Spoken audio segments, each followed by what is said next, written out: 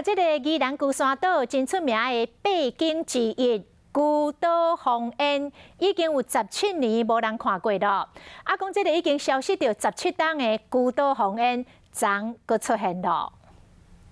龟岛黄烟难得一见的景色，赶快给它记录下来。真水红烟出现在海面上，龟山岛著名的孤岛红烟，消息17年后，总算在昨定做公布。在伫船顶的游客看到这17年前真水风景，拢欢喜甲噗噗跳。超漂亮的，超漂亮的哦！有第一次看到。龟山岛其实是一座火山岛，17年前过头就冒硫磺的气体喷出来。 有可能是因为风化、台风、海浪的影响，加上土石可能堵住了喷气孔，导致这个龟岛的黄烟慢慢的没有，甚至整个不见。青片片的龟山岛配拿白色的孤岭海，加上真水红烟，这个画面就亲像100度。不过，有人烦恼红烟出现，敢是代表海底火山在咧运动？